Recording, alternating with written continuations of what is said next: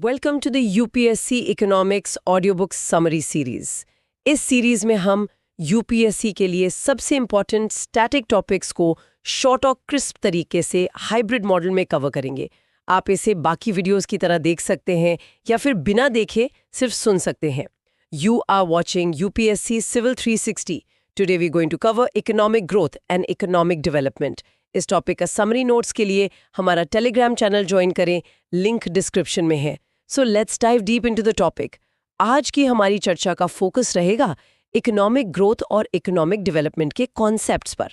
हम समझने की कोशिश करेंगे कि ये क्या है, इनमें क्या फ़र्क है, इन्हें मेजर कैसे करते हैं और ख़ास तौर पर भारत के कंटेक्स्ट में इकोनॉमिक प्लानिंग का क्या महत्व रहा है।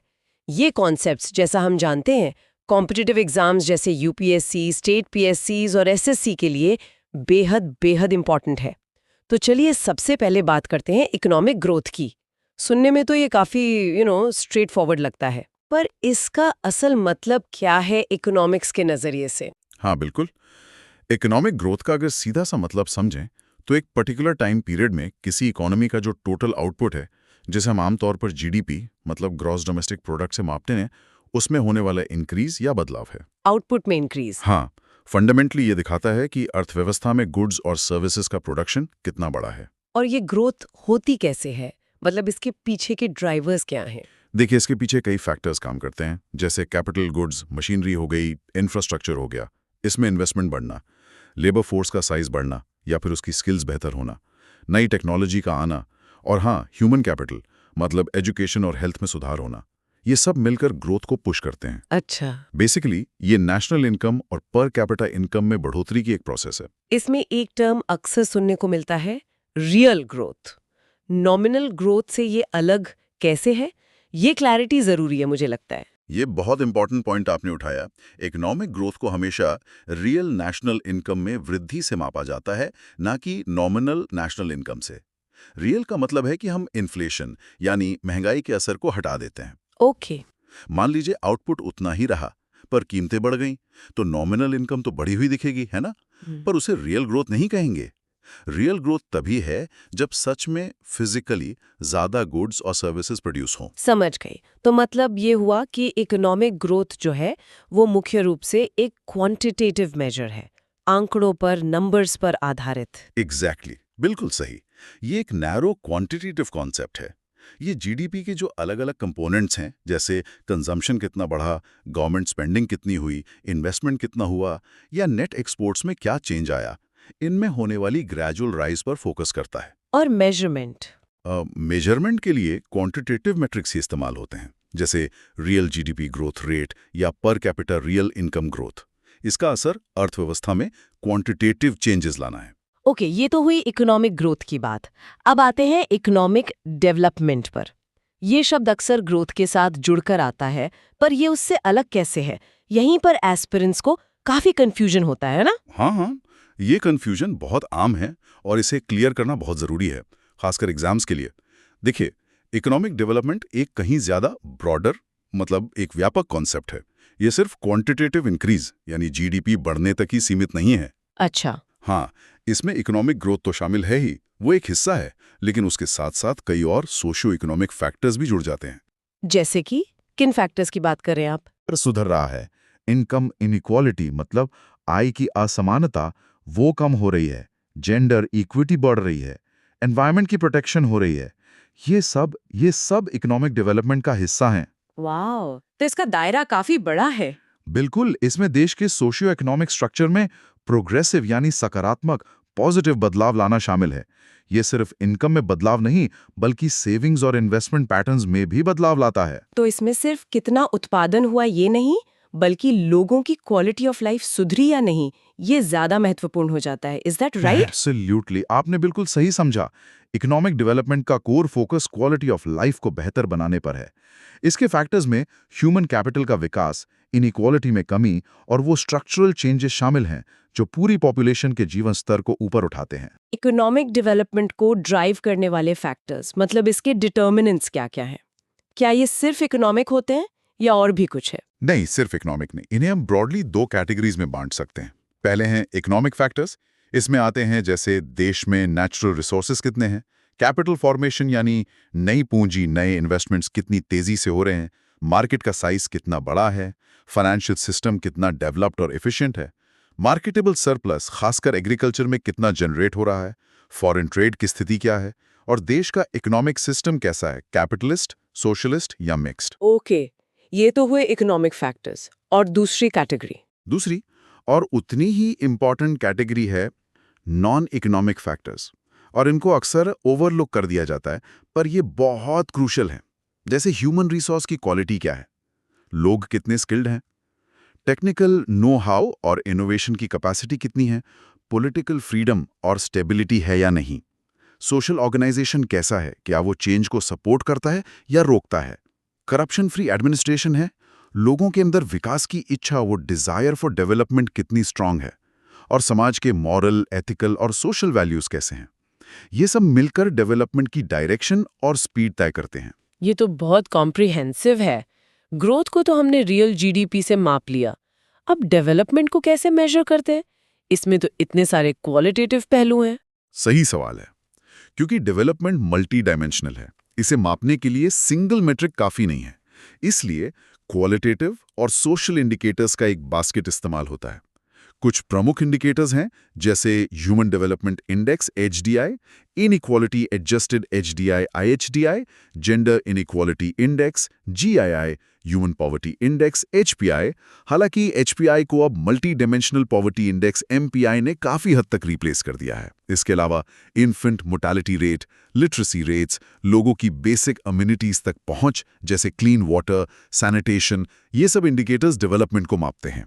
अच्छा। हाँ, ये इंडिकेटर्स अर्थव्यवस्था में क्वालिटेटिव और क्वांटिटेटिव दोनों तरह के बदलावों को कैप्चर करते हैं। बेसिकली ये देश की ओवरऑल प्रोग्रेस और क्वालिटी ऑफ लाइफ में इंप्रूवमेंट को दर्शाते हैं। तो अगर समराइज करना हो तो हम कह सकते हैं कि economic growth is about more, ज्यादा उत्पादन, ज्यादा इनकम, जबकि economic development is about both more and better, ज्यादा के साथ साथ बेहतर जीवन स्तर, बेहतर अवसर।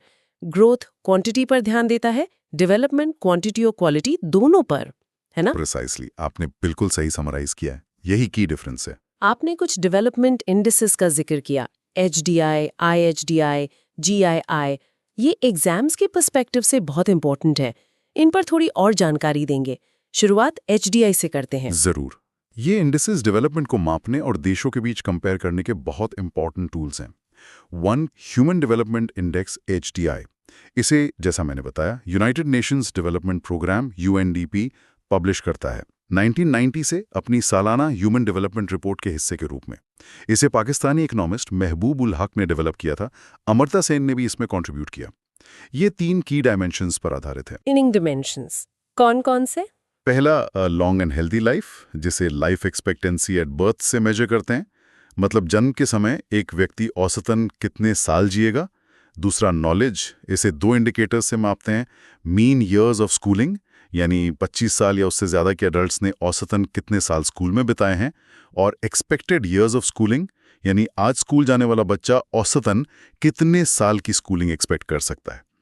और तीसरा a decent standard of living, जैसे gross national income GNI, per capita purchasing power parity, यानी PPP डॉलर्स में से मापते हैं। और इसमें भारत की करंट स्थिति क्या है लेटेस्ट डेटा के हिसाब से? ह्यूमन डेवलपमेंट रिपोर्ट 2021-2022 जो सितंबर 2022 में रिलीज हुई थी, उसके अनुसार इंडिया की रैंक 121 कंट्रीज में 132nd थी। HDI वैल्यू 0.633 थी, जो मीडियम ह्यूमन डेवलपमेंट कैटेगरी में आती है। 132 आउट ऑफ 191, मतलब अभी भी काफी स्कोप है इम्प्रूवमेंट का। ठीक है, अब IHDI के बारे में बताइए, ये HDI से कैसे रिलेटेड है? Inequality adjusted human development index. अच्छा। हाँ, IHD एक बहुत इंटरेस्टिंग इंडेक्स है। ये बेसिकली HDI की ही वैल्यू को लेता है, लेकिन उसे देश के अंदर हेल्थ, एजुकेशन और इनकम के डिस्ट्रीब्यूशन में जो इनइक्वालिटी यानी असमानता फैली हुई है, उसके हिसाब से एडजस्ट करता है। अच्छा, एडजस्ट करता है। हाँ, ये दिखाता है कि इनइक्वालिटी की वजह से देश के पोटेंशियल ह्यूमन डेवलपमेंट में एक्चुअल में कितने प्रतिशत का लॉस हो रहा है। सोचिए, अगर किसी देश में परफेक्ट इक्वालिटी हो, मतलब हेल्थ, एजुकेशन, इनकम सबके पास बराबर हो, तो उसका HDI और IHDI स्कोर सेम होगा। और अगर इनइक्वालिटी ज्यादा हो तो IHDI की वैल्यू HDI से उतनी ही नीचे गिरती जाएगी। जितनी ज्यादा इनइक्वालिटी, उतना बड़ा लॉस इन ह्यूमन डेवलपमेंट। ये एवरेज अचीवमेंट से आगे जाकर डिस्ट्रीब्यूशन देखता है। ये तो काफी इंसाइटफुल है। ये सिर्फ एवरेज नहीं बल्कि उसका लाभ समाज में कितना इवनली बंट रहा है ये भी बताता है। ग्रेट। और जेंडर इनइक्वालिटी इंडेक्स GII, इसका क्या फोकस है? 3. Gender inequality index GII। इसे भी UNDP ही कैलकुलेट करता है। ह्यूमन डेवलपमेंट रिपोर्ट के पार्ट के तौर पर GII का फोकस है जेंडर बेस्ड डिस्पैरिटीज, यानी महिलाओं और पुरुषों के बीच जो असमानताएं हैं उन्हें मापना। ये 3 डायमेंशंस में जेंडर गैप्स को देखता है। कौन सी 3 डायमेंशंस? पहला, रिप्रोडक्टिव हेल्थ। इसे 2 इंडिकेटर से मापते हैं। मैटरनल मोर्टेलिटी रेशियो, यानी प्रेगनेंसी रिलेटेड कॉजेज से कितनी महिलाओं की मृत्यु होती हैं, और एडोलेसेंट बर्थ रेट्स, यानी 15-19 साल की उम्र की लड़कियों में बर्थ्स कितने होते हैं। दूसरा डायमेंशन है एम्पावरमेंट। इसे भी 2 इंडिकेटर से मापते हैं। पार्लियामेंट में महिलाओं की सीट्स का प्रोपोर्शन क्या है, और सेकेंडरी या हायर एजुकेशन अटेनमेंट लेवल्स क्या हैं महिलाओं और पुरुषों के लिए। और तीसरा डायमेंशन है लेबर मार्केट पार्टिसिपेशन। इसे लेबर फोर्स पार्टिसिपेशन रेट से मापते हैं, महिलाओं और पुरुषों के लिए अलग अलग। और इसकी वैल्यू क्या दर्शाती है? GI की वैल्यू 0 से 1 के बीच होती है। 0 का मतलब है परफेक्ट जेंडर इक्वालिटी, कोई इनइक्वालिटी नहीं, और 1 का मतलब है मैक्सिमम पॉसिबल इनइक्वालिटी। तो जिस देश का GI स्कोर जितना कम होगा, वो जेंडर इक्वालिटी में उतना ही बेहतर माना जाएगा। भारत जैसे डेवलपिंग देश के सामने इकोनॉमिक ग्रोथ और डेवलपमेंट हासिल करने के रास्ते में मुख्य चैलेंजेस क्या हैं? आपने कुछ फैक्टर्स बताए थे डिटर्मिनेंट्स वाले हिस्से में, पर जमीनी हकीकत में मेन हर्डल्स क्या हैं? हाँ, चुनौतियां तो कई हैं और काफी गहरी भी हैं। कुछ प्रमुख चैलेंजेस की बात करें तो सबसे पहले लो पर कैपिटा इनकम। हालांकि हमारी इकोनॉमी तेजी से ग्रो कर रही है, दुनिया की फास्टेस्ट ग्रोइंग लार्ज इकोनॉमीज में से एक है, पर हमारी पर कैपिटा इनकम अभी भी कई देशों के मुकाबले काफी कम है। ये सीधे तौर पर लोगों के लिविंग स्टैंडर्ड्स को अफेक्ट करता है। हाँ, ये तो है। दूसरा, ह्यूज डिपेंडेंस ऑन एग्रीकल्चर। आज भी हमारी एक बड़ी आबादी, लगभग आधी वर्कफोर्स, अपनी लाइवलीहुड के लिए एग्रीकल्चर पर निर्भर है। और एग्रीकल्चर में प्रोडक्टिविटी चैलेंजेस हैं, डिस्गाइज्ड अनएम्प्लॉयमेंट है, मॉनसून पर निर्भरता इसे वल्नरेबल बनाती है। इंडस्ट्री और सर्विसेज सेक्टर उतने जॉब्स क्रिएट नहीं कर पाए हैं कि एग्रीकल्चर पर यह बोझ कम हो। सही कहा। और पॉपुलेशन? बिल्कुल, ह्यूज पॉपुलेशन बर्डन। हमारी बड़ी आबादी एक तरफ डेमोग्राफिक डिविडेंड का पोटेंशियल रखती है, यंग पॉपुलेशन है, लेकिन दूसरी तरफ ये रिसोर्सेज पर भारी दबाव भी डालती है। सबको quality education, health care, decent jobs मुहैया कराना एक बहुत बड़ा चैलेंज है। अनएम्प्लॉयमेंट भी एक बड़ा मुद्दा है ना? हाँ, existence of chronic unemployment and under employment, ये एक बड़ी चिंता है। खासकर एजुकेटेड यूथ में स्किल्स मिसमैच एक प्रॉब्लम है। जॉब्स क्रिएट हो रहे हैं पर शायद उतने नहीं जितनी ज़रूरत है, या उस क्वालिटी के नहीं। अंडर एम्प्लॉयमेंट भी है, मतलब लोग अपनी क्वालिफिकेशन से कमतर काम कर रहे हैं। फिर आता है poor quality of human capital. Literacy rates बढ़ी हैं, स्कूल एनरोलमेंट बढ़ा है, नो डाउट, लेकिन एजुकेशन की क्वालिटी, लर्निंग आउटकम्स, ये अभी भी चिंता का विषय है। इसी तरह पब्लिक हेल्थ इंफ्रास्ट्रक्चर की स्थिति, न्यूट्रिशन लेवल्स, ये सब ह्यूमन कैपिटल की क्वालिटी को अफेक्ट करते हैं। और infrastructure? Exactly, lack of adequate infrastructure, चाहे वो रिलायबल पावर सप्लाई हो, efficient transportation networks, roads, railways, ports, या डिजिटल कनेक्टिविटी, इन सब में अभी भी गैप्स हैं या क्वालिटी इश्यूज हैं। ये इकोनॉमिक एक्टिविटीज की कॉस्ट बढ़ाते हैं और हमारी कॉम्पिटिटिवनेस कम करते हैं। तो ये सब चुनौतियां दिखाती हैं कि सिर्फ ग्रोथ के आंकड़ों पर फोकस करना काफी नहीं है। डेवलपमेंट के जो ब्रॉडर गोल्स हैं जो आपने बताए, पॉवर्टी, हेल्थ, एजुकेशन, इक्वालिटी, बिल्कुल, उनको एड्रेस करना कितना ज्यादा जरूरी है। बिल्कुल। और इन्हीं चुनौतियों से निपटने के लिए रिसोर्सेज को सही दिशा में चैनलाइज करने के लिए प्लानिंग का कॉन्सेप्ट आता है। इकोनॉमिक प्लानिंग असल में है क्या? इसका मतलब क्या है? हाँ, प्लानिंग का बेसिक आइडिया यही है। इकोनॉमिक प्लानिंग का मतलब है एक तरह से कॉन्शियस और थॉटफुल कंट्रोल के जरिए डिमांड और सप्लाई में बैलेंस बनाना। ये एक सिस्टमैटिक अप्रोच है जिसके जरिए एक देश अपने लिमिटेड रिसोर्सेज को प्री डिटर्मिन्ड गोल्स हासिल करने के लिए ऑप्टिमली यूटिलाइज करने की कोशिश करता है। मतलब सब कुछ मार्केट फोर्सेस के भरोसे छोड़ने के बजाय एक डिलिब्रेट, सोचा समझा एफर्ट करना डेवलपमेंट के लिए। ओके, और इसके मेन अप्रोचेस क्या होते हैं? प्लानिंग कैसे की जाती है? जनरली दो मेन अप्रोचेस देखने को मिलते हैं। एक है सेक्टोरल प्लानिंग, जिसमें इकोनॉमी के अलग अलग सेक्टर्स जैसे agriculture, industry, services, energy, transport, इनके लिए स्पेसिफिक टारगेट्स, प्रोग्राम्स और आउटलेस तय किए जाते हैं। और दूसरा है रीजनल प्लानिंग। इसका फोकस देश के अलग अलग रीजन्स, अलग अलग इलाकों के बीच डेवलपमेंट में जो इम्बैलेंसेस हैं, जो असमानताएं हैं, उन्हें कम करना होता है, ताकि पिछड़े इलाके भी विकास की मुख्य धारा में शामिल हो सकें। सुना है प्लानिंग भी कई तरह की होती है, जैसे डेमोक्रेटिक, सेंट्रलाइज्ड, इंडिकेटिव वगैरह। क्या आप संक्षेप में कुछ मुख्य प्रकारों के बारे में बता सकते हैं, खासकर जो भारत के संदर्भ में रेलेवेंट रहे हों? ये टर्म्स अक्सर एग्जाम्स में आते हैं। हाँ बिल्कुल, प्लानिंग को क्लासिफाई करने के कई आधार हैं। भारत के कॉन्टेक्स्ट में कुछ इंपॉर्टेंट टाइप्स हैं। Democratic versus totalitarian planning. Democratic planning वो है जो लोकतांत्रिक ढांचे के भीतर होती है, जहां प्लानिंग प्रोसेस में इलेक्टेड बॉडीज, एक्सपर्ट्स और काफ़ी हद तक जनता की भागीदारी होती है, जैसा भारत में अपनाया गया। टोटलिटेरियन प्लानिंग में स्टेट का पूरा कंट्रोल होता है, जैसा फॉर्मर सोवियत यूनियन में था। ओके।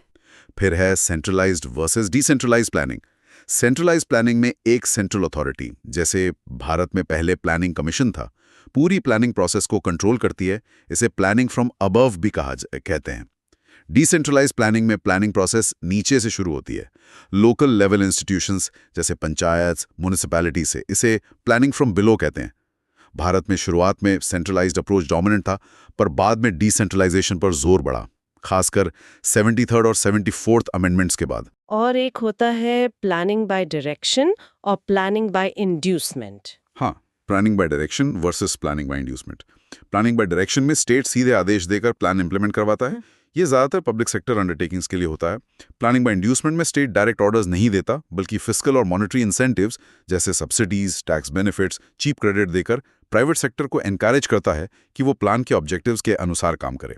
भारत जैसी मिक्स्ड इकोनॉमी में, जहां प्राइवेट सेक्टर का बड़ा रोल है, इंड्यूसमेंट का ज्यादा इस्तेमाल होता है। और इंडिकेटिव प्लानिंग, ये भारत के लिए रेलेवेंट रहा है। बहुत relevant. Indicative versus imperative planning. Imperative planning में स्टेट टारगेट सेट करता है और उन्हें हासिल करना मैंडेटरी होता है। रिसोर्सेज का एलोकेशन भी स्टेट करता है। ये सोशलिस्ट इकोनॉमीज की विशेषता थी। इंडिकेटिव प्लानिंग, जो ज्यादातर मिक्स्ड इकोनॉमीज जैसे फ्रांस और भारत में रिफॉर्म्स के बाद में अपनाई गई, इसमें स्टेट एक ब्रॉड ब्लूप्रिंट या डायरेक्शन देता है, टारगेट सजेस्ट करता है, ओवरऑल कोऑर्डिनेशन पर फोकस करता है, लेकिन प्राइवेट सेक्टर को उन्हें अचीव करने के लिए लीगली फोर्स नहीं करता। ये मार्केट सिग्नल्स के साथ काम करने की कोशिश करती है। भारत की प्लानिंग काफी हद तक इंडिकेटिव नेचर की रही है, खासकर 1991 के रिफॉर्म्स के बाद। अच्छा, एक और सुना है फाइनेंशियल वर्सेस फिजिकल प्लानिंग। हाँ, financial versus physical planning. Financial planning में रिसोर्सेज का एलोकेशन मनी टर्म्स में होता है, किस सेक्टर को कितना पैसा मिलेगा। फिजिकल प्लानिंग में रिसोर्सेज का एलोकेशन रियल टर्म्स में होता है, कितने मैन, मटेरियल्स, मशीनरी की जरूरत होगी टारगेट्स अचीव करने के लिए। आइडियली दोनों में बैलेंस होना चाहिए। और आखिरी दो, फंक्शनल वर्सेस स्ट्रक्चरल और comprehensive versus partial. Functional versus structural planning.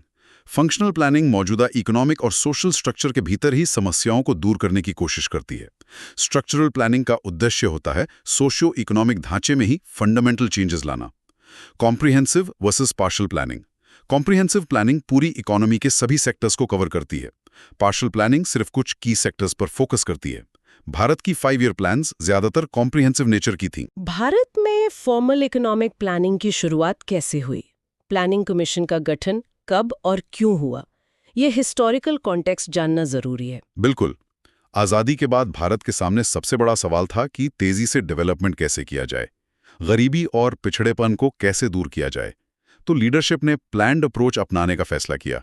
1948 में जो इंडस्ट्रियल पॉलिसी डिक्लेरेशन आई, उसमें एक नेशनल प्लानिंग कमीशन बनाने और मिक्स्ड इकोनॉमिक सिस्टम, जहां पब्लिक और प्राइवेट सेक्टर दोनों कोएग्जिस्ट करें, अपनाने की बात कही गई थी। अच्छा, 1948 में ही बात आ गई थी। हाँ, इसी पृष्ठभूमि में भारत सरकार ने एक कैबिनेट रेजोल्यूशन के जरिए मार्च 15, 1950 को प्लानिंग कमीशन की स्थापना की।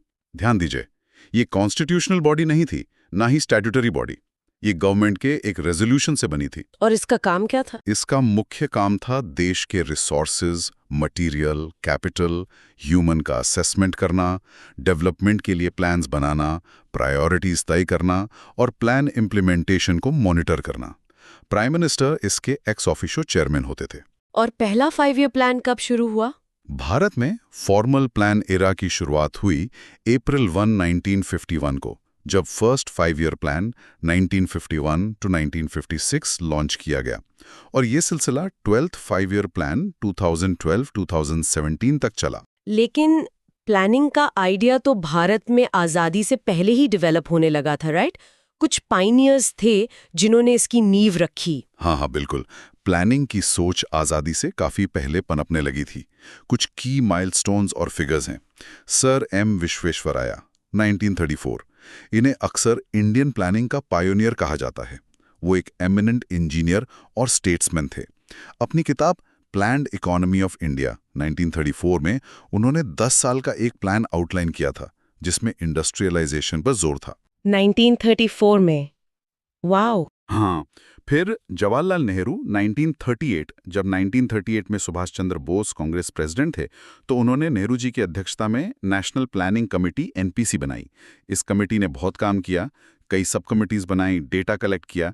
हालांकि वर्ल्ड वॉर II और पॉलिटिकल डेवलपमेंट्स के कारण ये अपनी फाइनल रिपोर्ट नहीं दे सकी, पर इसने प्लानिंग की इंपॉर्टेंस को एस्टैब्लिश किया और फ्यूचर के लिए ग्राउंडवर्क तैयार किया। और बॉम्बे प्लान? वो भी काफी चर्चित रहा है। हाँ, बिल्कुल। Bombay plan 1940s, effective 1944। ये मुंबई के 8 लीडिंग इंडस्ट्रियलिस्ट, जिनमें JRD टाटा, GD बिरला, पुरुषोत्तम दास ठाकुरदास जैसे नाम शामिल थे, उन्होंने मिलकर ये 15 साल का इन्वेस्टमेंट प्लान पेश किया था। इसमें रैपिड इंडस्ट्रियलाइजेशन और एग्रेरियन रिफॉर्म्स की बात थी, और इंटरेस्टिंगली इसमें स्टेट के सिग्निफिकेंट रोल और इंटरवेंशन को सपोर्ट किया गया था। इंडस्ट्रियलिस्ट्स ने स्टेट इंटरवेंशन सपोर्ट किया। इंटरेस्टिंग। हाँ, ये दिखाता है कि उस समय कंसेंसस था कि डेवलपमेंट के लिए स्टेट का रोल जरूरी है। फिर कुछ और प्लान्स भी आए। गांधीयन प्लान 1944, इसे श्रीमान नारायण अग्रवाल ने दिया था, जो महात्मा गांधी के विचारों पर आधारित था। इसमें एग्रीकल्चर, रूरल डेवलपमेंट, डिसेंट्रलाइजेशन और कॉटेज इंडस्ट्रीज पर फोकस था। पीपल्स प्लान 1945, इसे रेडिकल ह्यूमनिस्ट MN रॉय ने ड्राफ्ट किया था इंडियन फेडरेशन ऑफ लेबर की तरफ से। ये ज्यादा सोशलिस्ट प्लान था। इसमें एग्रीकल्चरल और इंडस्ट्रियल प्रोडक्शन के नेशनलाइजेशन पर जोर था। बेसिक नीड्स पूरी करने पर फोकस था। सर्वोदया प्लान 1950, आजादी के बाद जयप्रकाश नारायण JP ने इसे पेश किया। ये गांधीयन प्लान और विनोबा भावे के सर्वोदया आइडिया से इंस्पायर्ड था। इसमें भी agriculture, small and cottage industries, land reforms और exploitation free decentralised economic structure पर जोर था। तो इन सब शुरुआती प्रयासों ने अलग अलग विचारधाराओं के बावजूद एक तरह से उस माहौल को बनाने में मदद की जहां आज़ादी के बाद प्लानिंग कमीशन का गठन हुआ और 5 ईयर प्लान्स शुरू हुए। अब आते हैं भारत के सबसे महत्वपूर्ण प्लानिंग एक्सरसाइज पर, द 5 ईयर प्लान्स। 1951 से 2017 तक कुल 12 प्लान्स रहे। ये एक लंबा सफर है। क्या आप हमें इन प्लान्स की जर्नी का एक थीमेटिक ओवरव्यू दे सकते हैं? हर प्लान की मिनट डिटेल्स में जाए बिना मेन स्ट्रैटेजिक शिफ्ट्स क्या रहे, फोकस एरिया कैसे बदला ओवर टाइम? तो जरूर। 12 5 ईयर प्लान्स के इस 66 साल के सफर को हम कुछ ब्रॉड फेजेस या थीम्स में बांटकर देख सकते हैं, जिससे स्ट्रैटेजिक शिफ्ट समझना आसान होगा। Phase 1, foundation laying and heavy industry push, plans 1 to 3, 1951 to 1966। First plan 1951 to 1956, आजादी और पार्टीशन के तुरंत बाद का दौर था। फोकस था इकोनॉमी को स्टेबलाइज करना, फूड शॉर्टेजेस से निपटना, इन्फ्लेशन कंट्रोल करना। इसलिए एग्रीकल्चर, इरिगेशन जैसे भाखरा नांगल, दामोदर वैली और पावर प्रोजेक्ट्स पर सबसे ज्यादा जोर था। ये हैरड डोमर मॉडल पर आधारित था, जिसने सेविंग्स और इन्वेस्टमेंट पर फोकस किया। कम्युनिटी डेवलपमेंट प्रोग्राम भी 1952 में शुरू हुआ। ओवरऑल ये प्लान काफी सक्सेसफुल रहा। तो शुरुआत एग्रीकल्चर से हुई, फिर सेकेंड प्लान 1956 to 1961, यहां स्ट्रेटेजिक शिफ्ट आया। फोकस रैपिड इंडस्ट्रियलाइजेशन पर गया, खासकर हैवी और basic industries, steel, heavy engineering, machine tools पर। यह प्रोफेसर PC महलनोबिस के फेमस 4 सेक्टर मॉडल पर आधारित था। पब्लिक सेक्टर को लीड रोल दिया गया। भिलाई, दुर्गापुर, राउरकेला में बड़े स्टील प्लांट्स इसी दौरान लगे। Tata Institute of Fundamental Research TIFR और Atomic Energy Commission of India भी स्थापित हुए। हालांकि फूड शॉर्टेज और फॉरेन एक्सचेंज क्राइसिस की समस्याएं भी आईं। Heavy industry focus. हाँ, थर्ड प्लान 1961 टू 1966। इसका लक्ष्य था भारत को सेल्फ रिलायंट और सेल्फ जनरेटिंग इकोनॉमी बनाना। इसमें एग्रीकल्चर, फूड सेल्फ सफिशिएंसी और इंडस्ट्री दोनों पर बैलेंस बनाने की कोशिश की गई। इसे जॉन सैंडी और सुखामॉय चक्रवर्ती मॉडल पर आधारित माना जाता है और गाडगिल योजना भी कहते हैं। लेकिन यह प्लान कई कारणों से बुरी तरह फेल हुआ।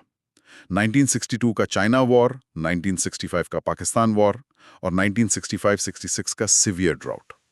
ग्रोथ टारगेट्स अचीव नहीं हुए, इन्फ्लेशन बढ़ गया। तो ये शुरुआती दौर फाउंडेशन और भारी उद्योगों पर केंद्रित था, पर वॉर्स और ड्रॉट ने इसे पटरी से उतार दिया। इसके बाद क्या हुआ? प्लान हॉलिडे आया था, है ना? बिल्कुल। थर्ड प्लान के फेलियर और रिसोर्सेज की कमी के कारण फोर्थ प्लान टाइम पर शुरू नहीं हो सका। 1966 से 1969 तक प्लान हॉलिडे रहा, जिसमें 3 एनुअल प्लान्स चलाए गए। इस दौरान एग्रीकल्चर पर फोकस रहा। ग्रीन रेवोल्यूशन की ग्राउंड वर्क तैयार हुई।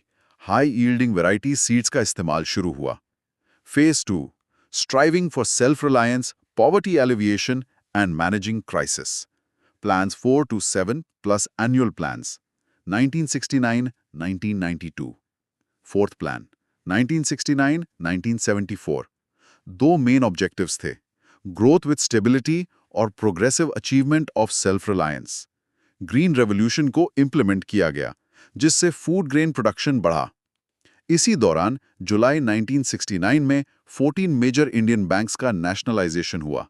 1971 का बांग्लादेश वॉर और ऑयल प्राइस शॉक 1973 ने प्लान को अफेक्ट किया। गरीबी हटाओ का नारा किस प्लान में आया था? वो आया फिफ्थ प्लान 1974 से 1979 में। इसे डीडी धर ने तैयार किया था। इसके 2 मुख्य उद्देश्य थे, गरीबी हटाओ और आत्मनिर्भरता प्राप्त करना, attainment of self reliance. High growth rate, better income distribution और डोमेस्टिक सेविंग्स बढ़ाने पर जोर था। Indian national highway system introduce हुआ। Minimum needs programme MNP launch किया गया ताकि बेसिक मिनिमम नीड्स पूरी हों। हालांकि 1977 में जनता पार्टी गवर्नमेंट आई और उसने इस प्लान को 1978 में 1 साल पहले ही टर्मिनेट कर दिया और अपना रूलिंग प्लान 1978 टू 80 लाई, जो खैर ज्यादा चल नहीं पाया। अच्छा, पॉलिटिकल चेंजेस का भी असर रहा। हाँ, फिर sixth plan 1980 to 85। Congress government वापस आई और ये प्लान लॉन्च हुआ। इसमें इंफ्रास्ट्रक्चर और एनर्जी सेक्टर पे फोकस जारी रहा। इससे नेहरूयन सोशलिज्म के अंत और इकोनॉमिक लिबरलाइजेशन की धीमी शुरुआत का दौर भी माना जाता है। प्राइस कंट्रोल्स हटाए गए, राशन शॉप्स बंद की गई, गरीबी उन्मूलन और एम्प्लॉयमेंट जनरेशन पर भी फोकस था। इंटीग्रेटेड रूरल डेवलपमेंट प्रोग्राम जैसे प्रोग्राम स्ट्रेंथन हुए। 1982 में NABARD, national bank for agriculture and rural development की स्थापना हुई, शिवारामन कमेटी की सिफारिश पर। फिर सेवेंथ प्लान 1985 टू 1990। इसका फोकस था टेक्नोलॉजी अपग्रेड करके उद्योगों की प्रोडक्टिविटी में सुधार लाना।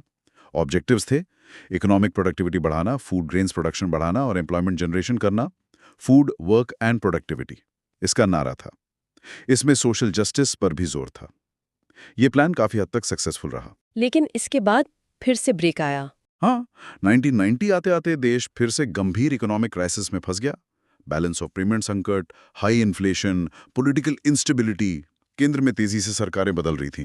इस वजह से 8th प्लान समय पे शुरू नहीं हो सका और 1990-91 और 1991-92 के लिए फिर से 2 एनुअल प्लान्स चलाए गए। और यही वो दौर था जब 1991 में बड़े economic reforms, LPG, liberalisation, privatisation and globalisation launch हुए। तो ये दूसरा फेज चुनौतियों से भरा रहा। सेल्फ रिलायंस की कोशिश, गरीबी हटाने पर फोकस और फिर इकोनॉमिक क्राइसिस और रिफॉर्म्स की दहलीज। इसके बाद प्लानिंग का कैरेक्टर बदल गया होगा। Phase 3, post reforms era, market orientation and inclusive growth. Plans 8 to 12, 1992-2017। बिल्कुल। 8th plan 1992-1997। ये 1991 के रिफॉर्म्स के बाद पहला प्लान था। इसमें प्लानिंग के रोल को रीओरिएंटेड किया गया। स्टेट अब डायरेक्ट कंट्रोलर के बजाय फैसिलिटेटर बन रहा था। मार्केट मैकेनिज्म्स को ज्यादा इंपॉर्टेंस दी गई। Focus human resource development, education, health, employment पर था। Poverty reduction, employment generation, population growth control, infrastructure strengthening और लोगों की भागीदारी, पीपल्स पार्टिसिपेशन इसकी की एरियाज थे। इसे काफी सक्सेसफुल प्लान माना जाता है। हाई ग्रोथ रेट अचीव हुई। डॉक्टर मनमोहन सिंह उस समय फिनेंस मिनिस्टर थे जब ये रिफॉर्म्स हुए और प्लान तैयार हुआ। Ninth plan 1997-2002। आज़ादी के 50 साल पूरे होने के बाद ये प्लान आया। इसका थीम था growth with social justice and equality. इसमें 4 इंपॉर्टेंट डायमेंशंस पर फोकस था: quality of life, generation of productive employment, regional balance और सेल्फ रिलायंस। देश की अप्रयुक्त आर्थिक क्षमता, latent and unexplored economic potential का उपयोग करने का प्रयास किया गया। 10th प्लान में क्या खास था? 10th plan 2002-2007। इसमें गवर्नेंस को डेवलपमेंट के फैक्टर के रूप में देखा गया। पॉवर्टी रेशियो को 5% पॉइंट्स कम करने, लाभकारी और उच्च गुणवत्ता वाला रोजगार प्रदान करने, लिटरेसी और वेजेस में जेंडर गैप्स को कम से कम 50% तक कम करने जैसे स्पेसिफिक मॉनिटरेबल टारगेट्स रखे गए। पहली बार स्टेट लेवल ग्रोथ और अदर टारगेट्स पर फोकस करते हुए एक रीजनल अप्रोच अपनाया गया। 20 पॉइंट प्रोग्राम भी लॉन्च हुआ। टारगेट्स थे: लिटरेसी रेट 75% प्लान एंड तक, इन्फेंट मोर्टेलिटी रेट IMR 45 2007 तक, फॉरेस्ट कवर 25% 27 तक। और 11th प्लान, इसमें इंक्लूसिव ग्रोथ शब्द बहुत प्रोमिनेंटली आया था। एग्जैक्टली। 11th प्लान 2007 से 2012, इसका सेंट्रल थीम ही था towards faster and more inclusive growth. ये पहली बार था जब इंक्लूसिव ग्रोथ पर इतना स्पष्ट फोकस था।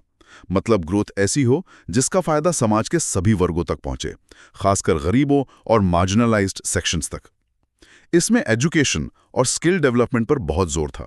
एनवायरमेंटल सस्टेनेबिलिटी के फैक्टर्स को भी शामिल करने पर फोकस बढ़ा। एग्रीकल्चरल ग्रोथ रेट को 4% तक बढ़ाने का लक्ष्य रखा गया।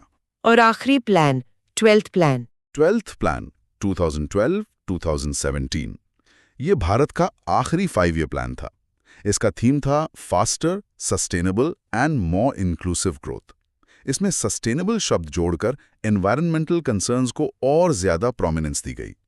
टारगेट्स थे: real GDP growth 8%, agriculture growth 4%, manufacturing growth 10%, सभी गांवों तक बिजली पहुंचाना, इलेक्ट्रिफिकेशन, 50% ग्रामीण आबादी को प्रॉपर ड्रिंकिंग वाटर तक पहुंच सुनिश्चित करना, हर साल 1 मिलियन हेक्टेयर ग्रीन कवर बढ़ाना, शिक्षा में सामाजिक और लैंगिक अंतर, सोशल एंड जेंडर गैप कम करना, पॉवर्टी को 10 परसेंटेज पॉइंट्स कम करने का इरादा था। और फिर 2015 में प्लानिंग कमीशन को अबॉलिश करके NITI Aayog, National Institution for Transforming India, बना दिया गया, जिसने 5 ईयर प्लान्स की जगह long term 15 year vision, medium term 7 year strategy और short term 3 year action agenda documents पर फोकस किया।